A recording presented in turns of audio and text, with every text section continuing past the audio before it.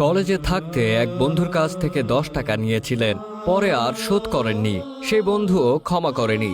আজ এক যুগ পেরিয়ে গেল, কারো কিছু মনেই নেই। দুজনের অনেকবার দেখা হলেও এই কথাটা আসেনি কারো মনে কোনোদিন।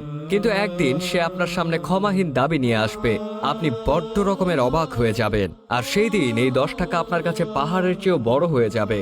10 জনে মিলে টাকা তুলে পার্টি দিলেন, আপনি ক্যাশিয়ার। খরচাদি শেষে 2 টাকা রয়ে গেল পকেটে।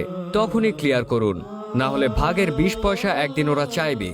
সেদিন সে চাওয়ার জবাব আপনাকে দিতে হবে, না দিয়ে এক চুল নড়তে পারবেন না।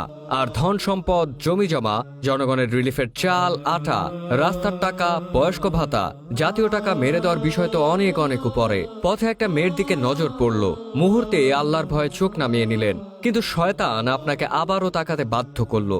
ভালো লাগলো, আবার কয়েক সেকেন্ড দেখলেন।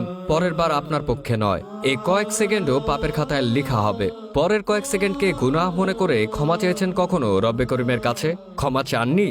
তাহলে সেদিন কি জবাব দেবেন? পথে হাঁটছেন, হঠাৎ একটা কুকুর দেখে হুদায় একটা ইট নিয়ে মেরে দিলেন। কুকুর ব্যথা পেল, এতে কার কি?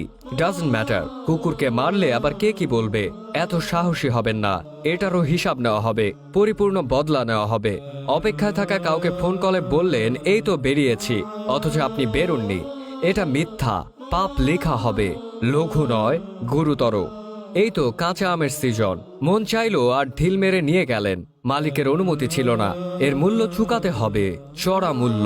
পারবেন? গ্রামের বাড়িতে আম, জাম, কাঁঠাল চুরি, শশা, ক্ষীরা, তরমুজ এগুলো চুরি করে খেয়ে থাকলে ক্ষমা চেয়ে নিন।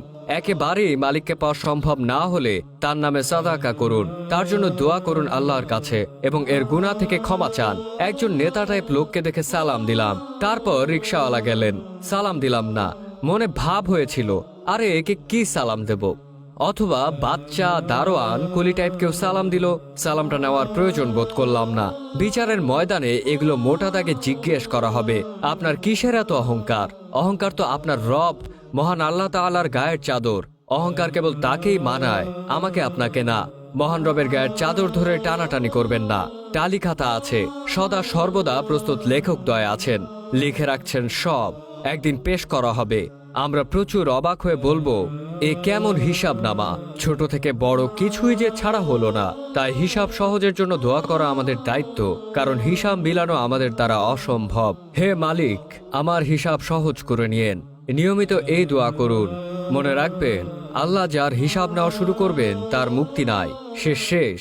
কেবল আল্লাহর ক্ষমাই পারে আমাদের মুক্তি দিতে।